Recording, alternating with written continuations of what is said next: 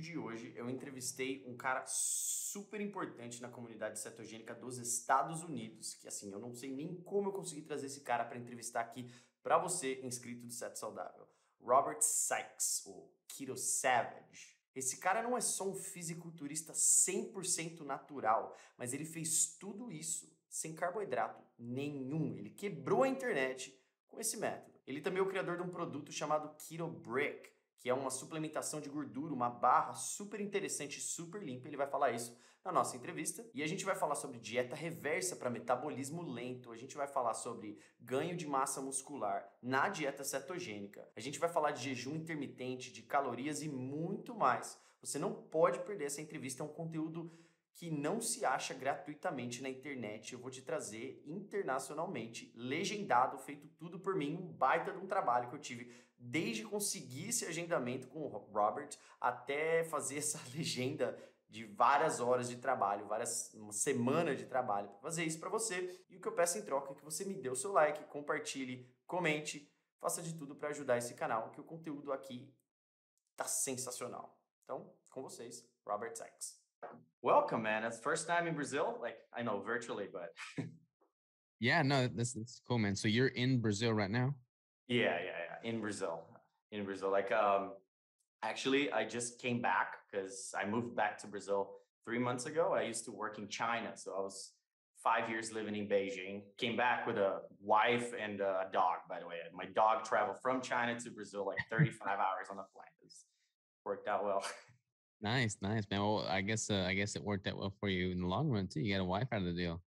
It did. Actually, it was quite of an amazing experience. Just lots. It's I could do 1,000 podcasts just talking about 1 year in China. It was pretty pretty interesting. And when the pandemic happened right there, and I was right in the heart of the thing, it was pretty interesting. Yeah.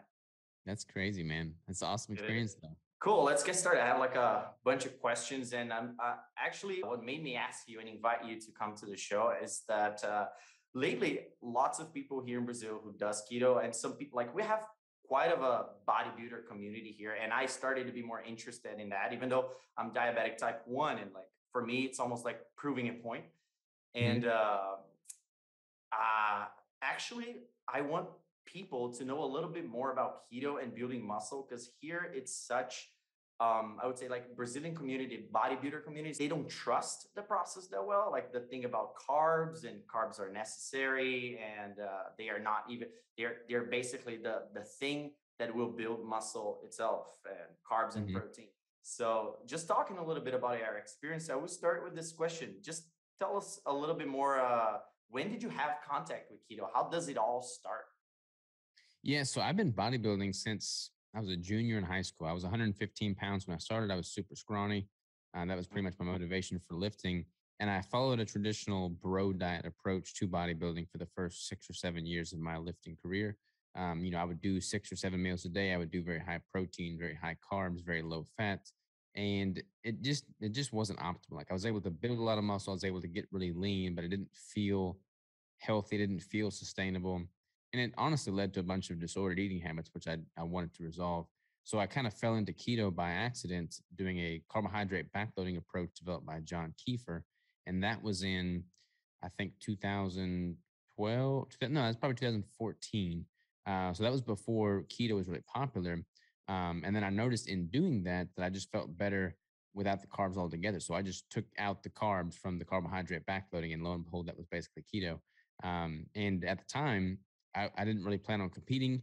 I didn't really know what I was going to do with it, but I knew I felt better, and that really helped resolve my, disordered eating habits. So for that reason alone, it was worthwhile for me to stick with it. But after doing keto for a few years, it's like, I think I'm going to step on stage and compete and see how it works without carbs. And lo and behold, I was able to get leaner than I ever gotten before. I was able to build more muscle, and I was able to just bring a level of conditioning that I had never done with the traditional carbohydrate-based protocol. And I earned my pro card status. And from that moment forward, I was sold on the keto diet for bodybuilding. Right. That is actually, it goes against what most people would think. It actually takes a lot of courage to go in that way, I would say, because if you're preparing to one of the contests, and suddenly you're like dropping something that has always worked for everyone else, and then suddenly you get in this road, like will that work for me? Will I have like terrible consequences from dropping it? So for someone who would be completely scared of the effects of dropping carbohydrates, and they are already competing in they are already like maybe not prepping for a contest, but getting into prep and getting into the bodybuilder community, would you say that the initial effects of dropping carbohydrate would cause some certain, let's say, some drawbacks? Like lots of Yeah, people whenever talk about it. Yeah, go on.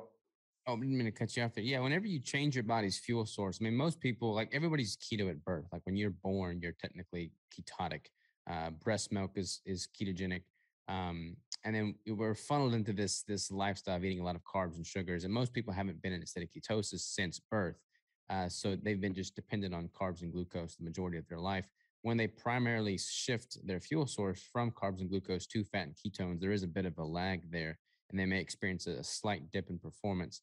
But as long as you give yourself enough time to adapt, you can and take in enough electrolytes and hydrate yourself, you can kind of mitigate some of those adverse effects. And then eventually your body acclimates to using fat and ketones predominantly, and you shouldn't really notice any dip in performance there. I wouldn't necessarily go from a carbohydrate based protocol to keto in the middle of a prep, but if you Mm. give yourself ample time to adapt beforehand, you should be totally fine. Right, right. And there are studies about people who had to go through the first month and maybe getting keto adapted in order to get their glycogen better used and get their performance adapted to a ketogenic diet. So you see a decline in performance, but later on you get adapted to the fact that you're using fats and maybe you can save up some of your glycogen or get better at using your glycogen, right? And do you think that this first month is something that makes most of the people who try the ketogenic diet and work out quite a lot, they cannot wait for this 1 month adaptation? You think that that's most of the reason that why people have this opposed idea of going keto instead of just loading up on carbs? Yeah, yeah, for sure. I mean, people don't like people want a quick fix, So if their performance suffers for a few weeks, it's hard for them to wrap their head around there being something better on the other side. But Right. I mean, as was true with most good things in life, it takes a little bit of time to get there. So I would just encourage people to take that time, let their body fully adapt, and then be strategic with it. Like if like I said, if you're going into a competition or a performance dependent event, then you probably wouldn't want to switch over in the right before that. But if you structure it so that you're in a building phase and you have several months before your next competition or something like that, then doing that would work totally fine.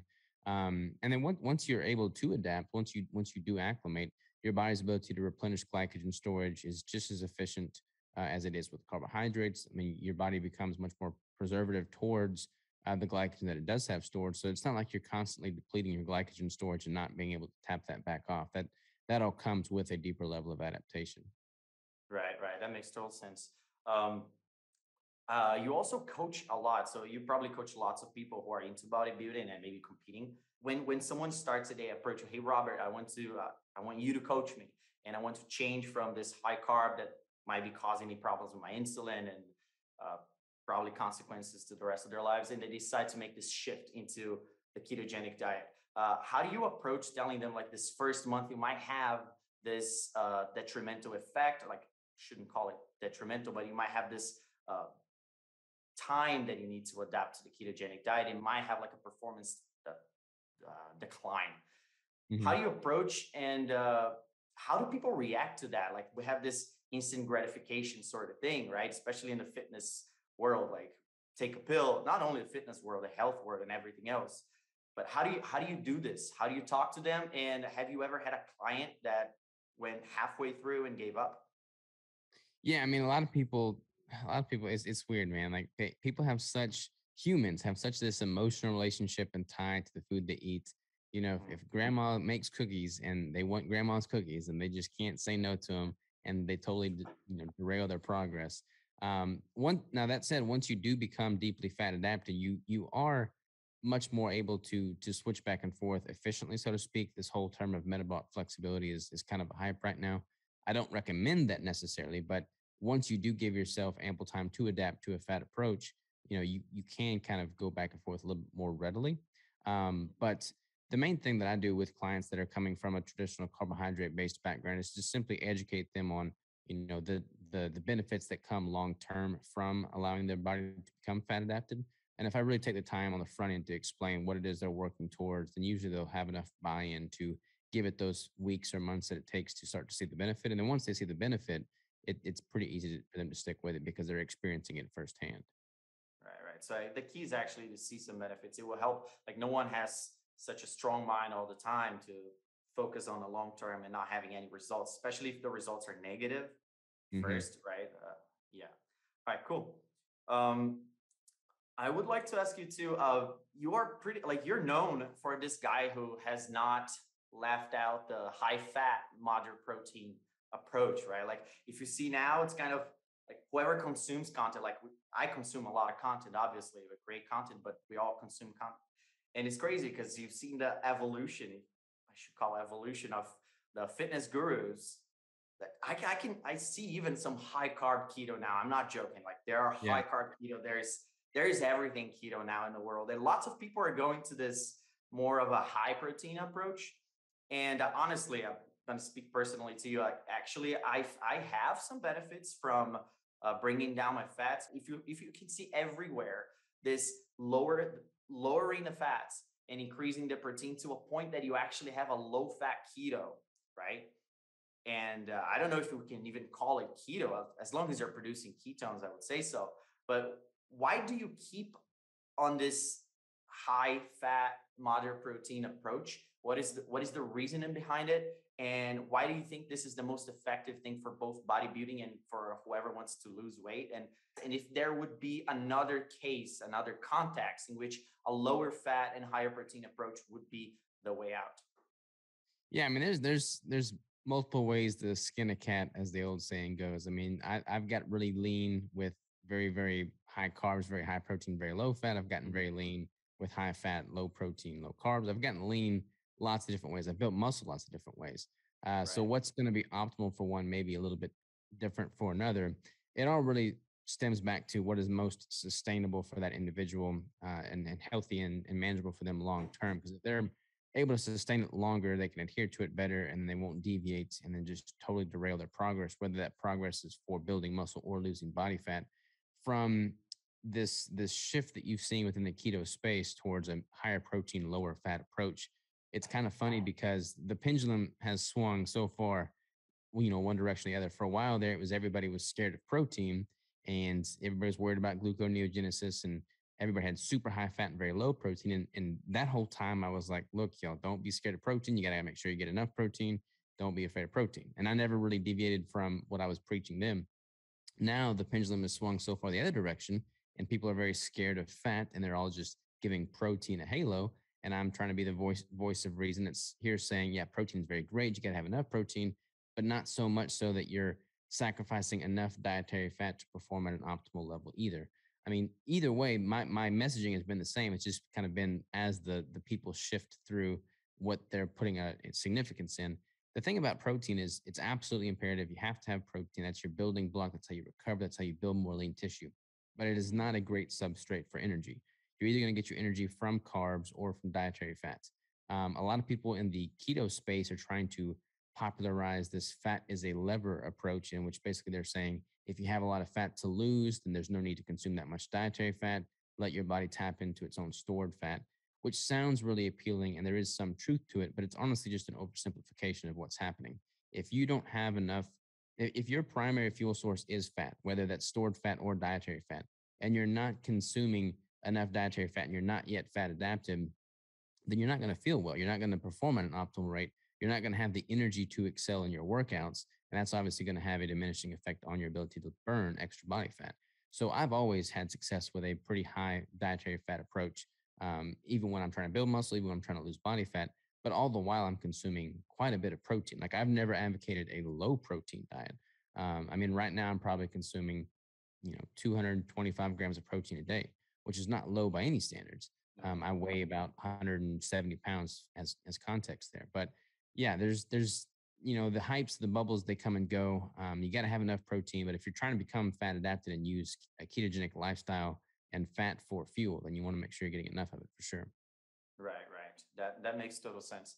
Um, it's just funny because when keto started, like back like maybe 10 years ago, it was the fear of gluconeogenesis, right? So maybe that's when the protein was more on the lower end for everyone, and actually had this common sense that protein should be low. But like you said, 225 grams of protein, that's not low protein, right? Right. It's actually pretty high compared to the calories that you eat. But for a person, if you say that in percentage, how much would that be, Robert? I typically consume. It just depends if I'm in a building phase or a cutting phase. Like right now, I'm in a building phase, so my average dietary fat intake is somewhere between 70 and 75% of my calories, and my protein percent is usually around that 25, usually about 25% of my calories, sometimes 30. But I mean, I'm consuming enough calories because I have enough lean muscle tissue, and I've upregulated my metabolic rate to a high enough point where I can sustain a pretty high caloric intake. So me getting in 225, grams of protein a day is still going to leave quite a bit of calories left for dietary fat because I'm not really consuming hardly any carbs. So with me, and the problem I see a lot of people doing right now, honestly, is they consume too little calories. So if they're consuming as little calories as they are, then they obviously want to make sure they're consuming enough protein to maintain lean mass, but they're not consuming enough calories to have enough dietary fat to provide any energy. So it's kind of like they're shooting themselves in the foot, so to speak. Right, right. Yeah, this is interesting because I've been following your work, and you've been talking a lot about reverse dieting, and this is something quite interesting because people come to me to ask some about some advice and some coaching too that I do. And the hardest thing that I find is that people, most of the times, it's hard to believe, but people are not overeating; they're undereating. They are constantly on a caloric deficit, and there's lots of talks here around in Brazil for people saying that keto will decrease your metabolic rate, and keto and fasting will eventually get you into a situation that you don't want to be. You're eating 1,300 calories and you're still not losing weight. And there's always this discussion about, well, you're doing keto, but how long have you been on a deficit, right? Because keto Mhm. is quite satiating, and people don't eat on keto, and they find this magical at first, which is wonderful. Like, oh, I've always had a terrible relationship with food, and now that I'm doing keto, I don't feel hungry at all. And that's great. And then they fast for 20 hours a day, and then they do all this stuff that is super stressful to the body. That it's supposed to be like a hermetic stress, and now it's just a bunch of accumulation of stress to your body. And on top of that, they just eat very little. And then after, when they try to find someone because they exhausted other sources, and all the health gurus that they watch online cannot tell them why they're not losing weight anymore, they come to someone more professional, and it's hard because they don't accept the program. Like, look, you're going to have to eat more now, and it's not going to be for 2 weeks. What is the reverse diet? I have not made a video on that yet, and I would like your words to know a little bit more about the reverse diet. Why is it important for the regular guy and the regular girl? And why is it important for bodybuilders as well? Would you mind talking a little bit about this? Yeah, yeah, and I'm glad you brought this up because so many people need to hear about reverse dieting, but it's not really as sexy a topic to talk about because everybody wants to talk about It's terrible. dieting. It's the opposite of Yeah, sexy. People freak out when they say, exactly. "Oh, you gotta eat a lot more for 4 months." Ugh, it's just people freak out. Yeah, yeah. So I mean, reverse dieting is just as the word says, it's the reverse of dieting down into a deficit. So, for instance, for me as a bodybuilder, when I take 4 to 6 months worth of time to transition into a deficit, lose a bunch of body fat, get down to 3 or 4% body fat, that's not sustainable long term. My calories are low, my metabolism's downregulated, my hormones have not been optimized. So simply reversing out of that deficit, bringing calories back up, letting things stabilize is the primary concept of reverse diet. That's on an extreme case for people that are stepping on stage and getting that lean, but that is oftentimes the exact thing that people need to do that are not really stepping on stage, but they've also been just chronically under eating for months or years or more. I get so many clients, females especially, that have just fallen victim to this, constant chronically under eating philosophy. I don't know if it's because of the media portrays, being super thin and sexy as the thing to do. I don't know if it's because all the gurus are suggesting ways to cut calories. Not really sure what the driving factor is, but so many people just constantly undereat. And with that, they don't really take advantage of all the benefits that come from being in that period of a surplus. I mean, from a muscle building and lean mass standpoint, you're going to be much more primed to build more lean tissue if you are in a caloric surplus. You're going to have more building blocks at your disposal and be able to add more muscle to your frame. The more muscle you have, the better functioning your metabolic rate's going to be. It's just really paving the way to build upon the foundation you have. So anybody would benefit from a period of a surplus. It's kind of like the yin to the deficit's yang. You have to have both to optimize for either. So it's not good to see people just chronically in a deficit, or they may reverse out of that for a bit and just stay at maintenance for a while, but never really truly going into a surplus. I mean, cycling through a deficit and a surplus is probably the best way to make body recomposition sustainable long term and to continually see improvement over time. So yeah, I think anybody would benefit from it. Yeah, it's just a very hard thing to do, right? And whenever somebody tries to like do this bulking and cutting phase, they actually don't bulk enough and they don't cut enough, or vice versa, right? It's like, oh, Mhm. I'm bulking, and then they start eating for 2 weeks or maybe a month, and then they stop because they are freaking out. And Mhm. that happens to the reverse diet too, because like maybe someone is Yeah. not trying to put as much muscle, right? Like it's just a regular guy, like someone just wants to lose weight, but their metabolic rate is just so low because of the over dieting and the excessive stress and the excessive fasting, excessive everything. And then you just got the person eating for 3 weeks and they get like an extra pound or kg here. We don't use we use the metric system, by the way. Yeah. And so you get like 1 kg, 2 kg, and then people just completely freak out because that is the scariest. Oh, I'm going to go back to where I was. Mhm. But it wasn't working before. Yeah. Like you've been a year that you just haven't moved anywhere. So what's the point, right? Exactly. And you don't have to do a crazy dirty bulk. Like a lot of people recommend these just massive caloric surplus that puts on a ton of unnecessary body fat. You don't have to do that. I mean, I'm in a Mhm. surplus right now, and my metabolism is such that I can maintain 12% body fat pretty effortlessly at 3,500 calories. That's a healthy surplus for me and a healthy body composition. I'm able to build more lean tissue and really set myself up for success when I do transition to another cut. But I mean, people have this very skewed idea of what a bulking phase should be like. It doesn't have to be something that sacrifices your health.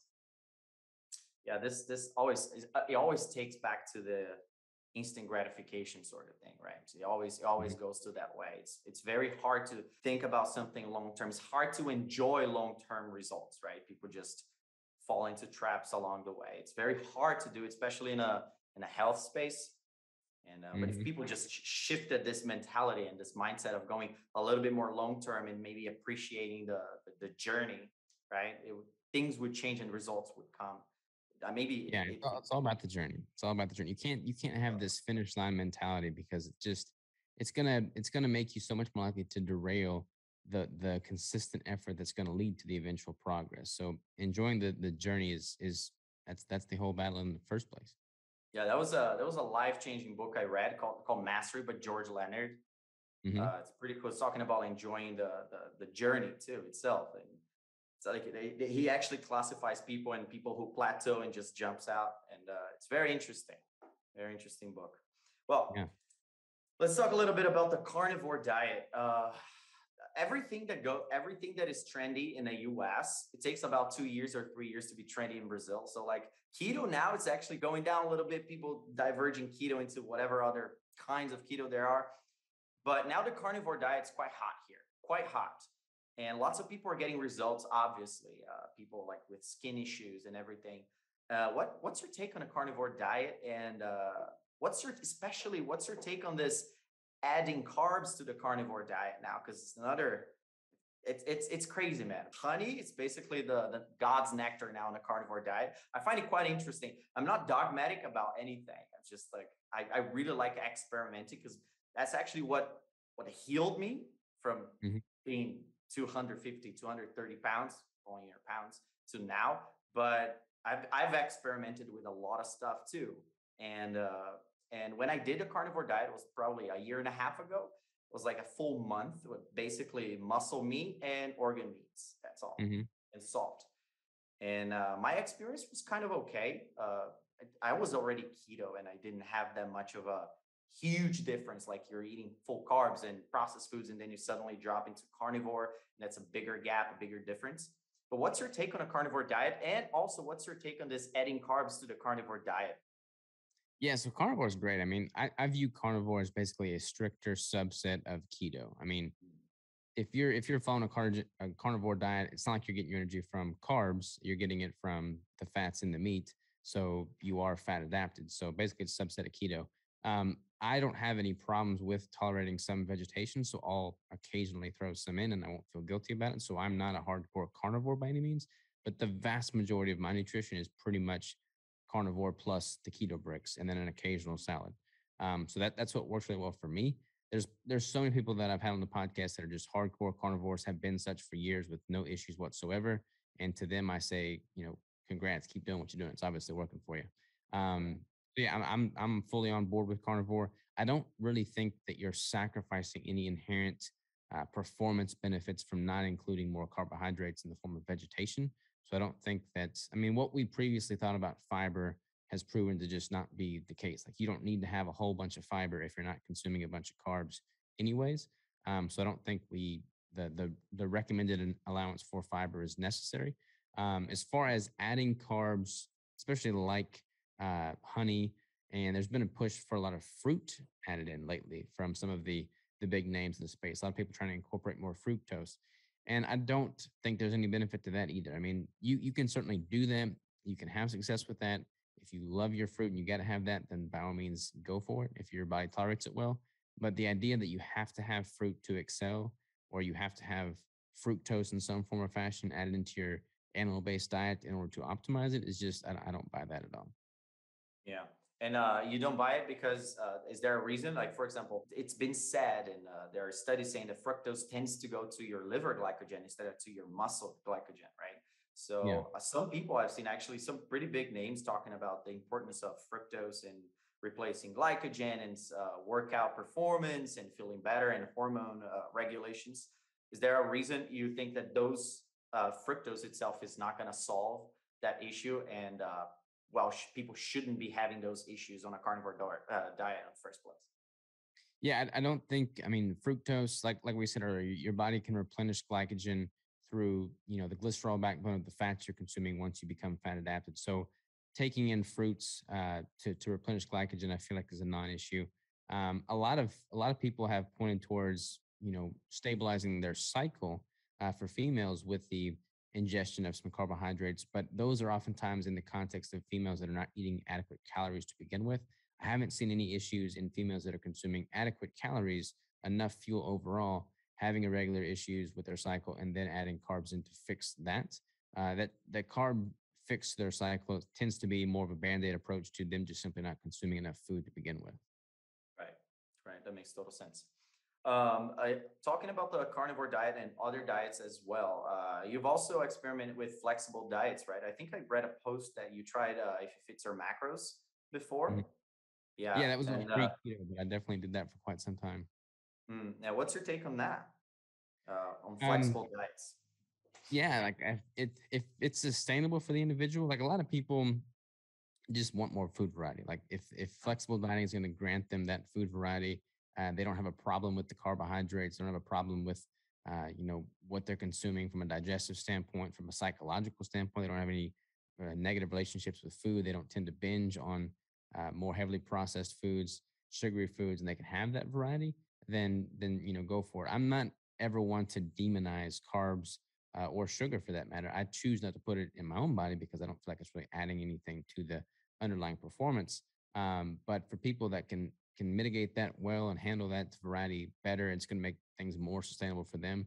Then a flexible dieting approach may work totally fine. That's certainly going to solve all the problems from a high level macronutrient standpoint. Mm. If they're having target macros to hit with regards to what their overall caloric intake should be or not be, there certainly is a roadmap laid out with the flexible dieting approach there.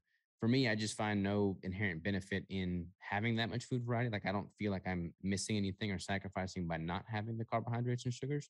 So for me, avoiding them entirely is actually more sustainable than including them. So I don't feel like I'm missing anything from it. I will say this about flexible dieting, if it fits your macros, is not that it doesn't place an importance on the actual food quality and micronutrient density of those foods, but it oftentimes gets put on the back burner because the focus is priority of the macros. Mm. Hence the if it fits your macros. So not that that is definitive of if it fits your macros and flexible dieting as a whole, but a lot of people in that community don't tend to place as much of a significance on the quality of the food, the sourcing of the ingredients, which seems to be higher on the priority list for a lot of the people in the ketogenic low carb space. Now, there's people on both ends of the spectrum there too. There's a demographic of dirty keto, which I Yeah, don't yeah. really advocate for either. But I do think the sourcing and the quality of the nutrients and the micronutrients are incredibly important. Yeah, I agree with you. There's a lot of more awareness on the kinds of fat you're eating, the kinds of food you're eating on the keto space. Than if it fits your macros, like I have never tried that, but I know people who do it. And the people that do it that I know, they tend not to worry too much about the quality of their food they're having. It's more like processed foods. Oh, it's okay, it fits my macros. So Mm. it's a little bit more problematic on that standpoint. That's for sure. Um, I would like to talk a little bit about fasting too, because that's another big problem, but a huge fear on the putting muscle community, right? For me, for example, I would love to add some muscle, and I'm working on that right now. And fasting has a lot of pathways that we know that will actually be muscle preserving. But there is also a sweet spot between fasting too much and not fasting at all. And what I would like to ask you is, do you have a fasting protocol? And if you do, or if you have before, how was it? And how did you include this protocol into a muscle building phase? And if that's even possible, or if that's even something that you did before. Yeah, so fasting is an interesting topic. There's a lot of different reasons to fast. Some people may fast for a digestive standpoint to give their GI tract some breathing room. Some people may fast from a cell autophagy, apoptosis standpoint. Some people may fast from a cancer reduction and mitigate risk in that regard standpoint. For me, I intermittent fast on a regular basis simply because it works well with my schedule. So I do a very short intermittent fast daily, but I do not do that many extended fasts. I do not think extended fast in the context of a caloric deficit is that great. That's just too many stressors on the body, and oftentimes there's just no benefit in it. And honestly, may do more harm than good.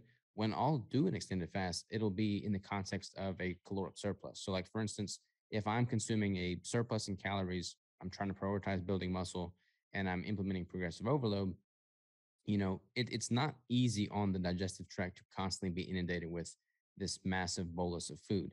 So Mm.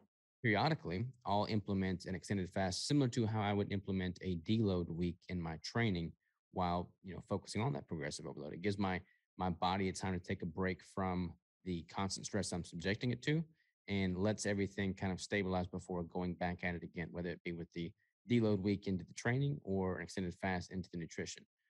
But yeah, I don't think an extended fast in the context of a deficit with the primary goal being to lose body fat is optimal. Right. And if someone is reverse dieting and on protocol of reverse dieting, would you eliminate the fasting 100%? Yeah, I don't think it's necessary then. I mean, if you've been in a deficit for quite some time, whether that be a competition prep or something of that nature, and you're reversing out of that, your body has gotten many of the benefits that come with extended fasting. So implementing another fast while you're trying to reverse back to a healthy level is not going to be optimal. Mm. Is that the same for cardio, Robert? Would you ask someone to like step on the brakes a little bit on cardio? Yeah, yeah. I tend to have an inverse relationship with cardio and calories. So when I'm in a building phase, I don't do a ton of cardio. I do enough cardio to keep my cardiovascular health, upregulated and functioning properly. You don't want to be winded after 3 reps of squats. That's not going to be conducive to building more muscle mass. So you want to make sure you have good cardiovascular health year round. And then I'll increase cardio as my calories decrease in a prep. If I hit a plateau or if something's sticking and I'm not seeing the progress and the success that I want to see, um, I kind of use cardio as a lever, trick up my sleeve, so to speak, there. But then as I'm reverse dieting out and increasing calories again, I tend to, decrease the amount of cardio that I do. Right. That's interesting. Yeah. You mentioned something about fasting when you are on a caloric surplus. I think that most people do completely the opposite, right? When they're on a caloric deficit, they just go hardcore on fasting. It's like, wow, yesterday I ate 1,000 calories and now I'm going to eat zero. Yeah. So, uh, what's your take on what if a person right now is been a year, no complete that their weight didn't move. And what would be your first take on a person who is maybe not ready to start a reverse diet 100%, like eating or implementing their calories? What's the procedure of starting a reverse diet? That's what I mean. What's the procedure? Should you ramp up so your calories all the way up to, like, if you're eating 1,000, you go to 1,500 or something, or do you escalate this gradually? How do you do a reverse diet? I'm talking not on a bodybuilding person, but like in general.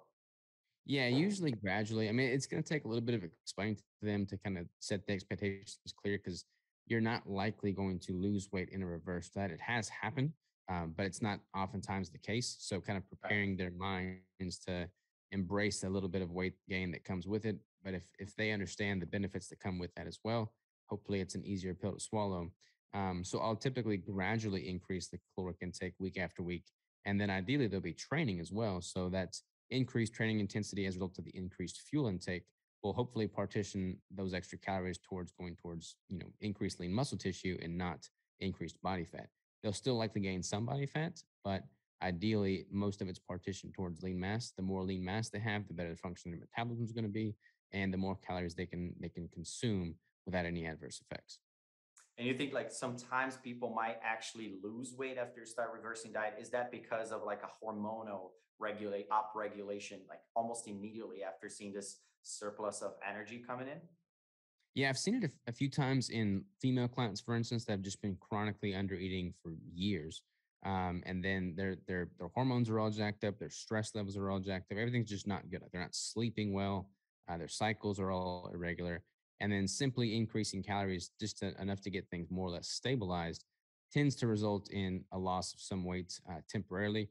That may be fluid retention they're holding on to. There could be a host of different things they're holding on to. There could be body fat that they're holding on to there. But if you're not at a stable place because you've been chronically under eating, you're not going to be optimizing from a fat loss standpoint, from a muscle building standpoint. It's just very, very taxing on the body and the brain. So simply returning back to a healthy intake is going to alleviate a lot of that. Right. And that reverse diet goes full on keto. Like there's no necessity for carbohydrates implementation in that reverse dieting, or you are more flexible when it comes to reverse dieting.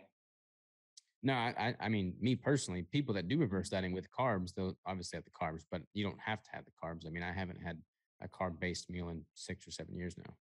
Well, we know that leptin gets more response from carbohydrates usually, but it doesn't mean that it doesn't get response from fats, right?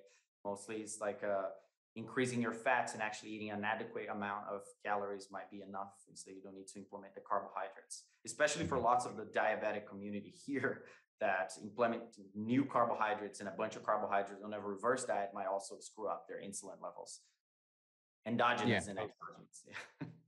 I've got a few type 1 diabetic clients, and after they transition to more of a ketogenic approach, they just have to supplement with much less insulin, and it just helps regulate everything on a much more even keel basis. So tends to work out pretty well for them. Yeah. All right, cool. You said that you never, after you started keto, you never experimented with carb. No, you didn't say it, but I'm asking you, have you ever experimented with carb cycling after you started your keto journey? No, no. There's probably been times when I was technically in ketosis before I ever even really knew what I was doing.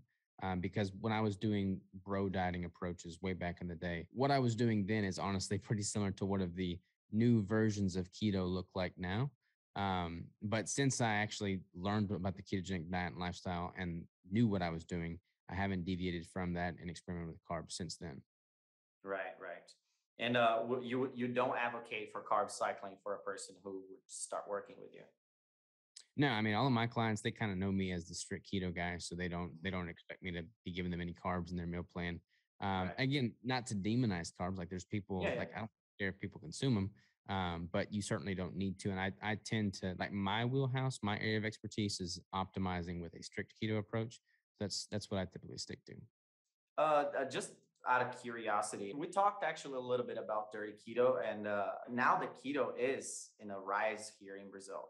Lots of people are doing the wrong way. So you started keto when you mentioned the wrong way by like getting low fat keto pretty much. But lots of people start with a super high fat and a bunch of seed oils, a bunch of stuff that they shouldn't be consuming. And recently, I've been a little fascinated about linoleic acid versus stearic acid, and I've been reading a lot about it.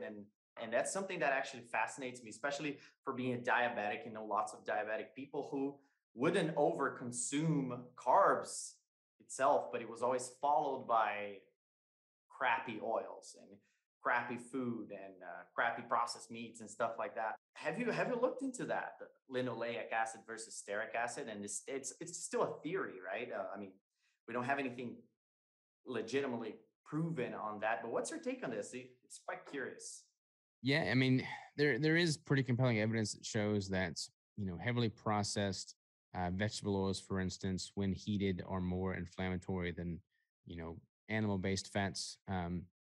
So that would make sense that if you consume those and they're more reactive in your body, that may not be optimal. I tend to stay away from heavily processed foods in general, so I tend to rule out a lot of the heavily processed oils kind of by default. Um, Most of my dietary fat comes from quality animal sources, lots of saturated fats. I'm a huge fan of stearic acid. I don't even know if it's more so What's because of cacao? I mean, the cacao butter in the bricks is honestly the best source of stearic acid on the planet, more so than even the beef suet that a lot of people rave as being the best source. Mm, And I like that because my body just responds well to it. I'm able to assimilate that dietary fat well, use it for energy. It doesn't have any gastric issues. So I like that a lot. There's been some theories that may actually cause the fat cell, the adipocyte cell itself, to become more insulin resistant. So on a macro level, we want to be more insulin sensitive, but we want the fat cells themselves to become more insulin resistant. Um, I think Brad Marshall's his name with Fire in a Bottle. He does a lot of work around that. the So that's been very processed guy? interesting. Yeah, exactly. I don't really know what the end all be all is going to come from that, but I'm following that research pretty closely. But yeah, I mean, just as far as fat sources go, I tend to stick away or stay away from the heavily processed, inflammatory fats and stick more with natural, minimally processed animal-based sources. Yeah, it just gets a little bit creepy and scary at some point, because if you see the ratio of linoleic acid in our pork nowadays, it's like, well, like I'm eating pork and I think I'm eating quality food, but the levels of linoleic acid in the pork fat that we have nowadays, most of the pork sold around there, is just a little bit too much, you know. And if you have to stay away a linoleic acid because it's senilizing your cells, that you should be like keeping fat inside and not burning fat. So we need to be more careful about the quality of our meats, especially pork and chicken, I would say. And I was reading a table about the quantity of amount of linoleic acid in our pork and chicken nowadays. It's actually quite scary. Um, Yeah, it's not that. I don't know. I totally agree with all that. I think, you should always source the best quality you can, but I don't want the linoleic acid content in pork or chicken to be the deciding factor for people to not eat a ketogenic diet, for instance, because they're so scared of the pork and chicken and they can't afford a quality beef. And so I wouldn't want that to be the straw that breaks the camel's back, so to speak. I do think it's important. I don't think that, you know, the obesity epidemic is on a rise because people are eating too much highly linoleic acid containing pork and chicken, so to speak. Right. It's just like, well, what's the best time to exercise? Well, anytime you can, right? So what's the Yeah, best kind of meat? Any meat you can put in, as long as it's not processed. Yeah, exactly. that's true. All right, cool. Keto Brick, Robert. Let's talk a little bit about Keto Brick. What is the Keto Brick, and how did it start? The idea, because actually it's quite fascinating and practical. And tell us a little bit more about the Keto Brick. What is it? Yeah, so the brick was something that I developed during my 2017 competition prep. It was never intended to be a product that was sold. It was simply a way for me to scratch my own itch and create a shelf stable fat bomb, basically, that my body could tolerate well. Was very dense, nutrient dense, and didn't cause any stomach bloat or distress while competing on stage as a bodybuilder. So I formulated several different recipes, landed on what is now the brick, and have since developed more flavors to accompany that original flavor. But it's basically a 1,000 calorie ketogenic meal replacement bar. And like I said, never really planned on it being a product, but I was documenting that prep on my YouTube channel, and there just seemed to be a lot of interest around it. People kept asking about it. So my girlfriend at the time, wife now, we rolled up our sleeves and started producing these things. And it has since just taken off like crazy. We've scaled up production. We have several employees now. We continue to produce these in-house ourselves so that I can oversee the quality of, the ingredient sourcing. And it's been a really widely popular, successful ketogenic product. There's so many with the hype of keto. There's been this massive flood of crappy products into the market. So I'm proud to say that we continue to produce in house so that everything is quality. I eat one literally every single day, so I definitely vouch for it being a performance product. But yeah, it makes getting enough dietary fat in throughout the day pretty effortless. Right, that's cool. Yeah. On my YouTube channel, I tend to get a lot of packaging and packaged foods and keto foods, new trendy keto foods, and trash talk them. So it's nice to have a product that actually gives gives a little bit more clearance on ingredient lists and everything. So if a Brazilian person is interested on your keto brick, how would that work? I mean, we do ship worldwide right now. So just ketobrick.com. Now we're trying to improve international shipping costs because they're high everywhere, going international. But yeah, I mean, they can definitely stock up there. I'd like to eventually get to a point where we have, different stores or local distributors within different countries that makes local shipping for people outside the US much more attainable. Yeah, have you tried them yet? Have I sent you some? Have you tried some? No, no, no. I was in China until 3 months ago, so it was quite hard to get my hands in it. But definitely trying very, very soon. Yeah, Yeah. man, I'll send you some. Shoot me a good address for you. Cool, cool, cool. That's awesome. Thank you. Let's go to a little some quickie questions right now. Are you ready? It's just one or the other. You pick your choice. Okay. All right, rapid fire mode. I got All you. right. Let's do it. Cardio or lifting? Lifting. Cutting or bulking? I like them both, but I probably prefer cutting. Hmm. Books or podcasts? Audiobooks. Can I do audiobooks? Or is that cheap? Yeah. Okay. That's a compromise. All right. Soccer or basketball? Basketball. Hmm. Brazilian people are not going to be that satisfied. I suck at Brazilian both of them women. though. So What? I suck at both of them though. So either way. Brazilian women or European women? I know you're a married man. I'm sorry, throw you under the Yeah. bus. Throw me under the bus. Let's go with Brazil. I'll redeem myself for not saying soccer I earlier. gave you a chance. All right. Coffee or tea? Coffee. Coaching or keto brick? Uh, Man, that's a tough one. It depends what the goal is. Like from a financial standpoint, the bricks make much more money.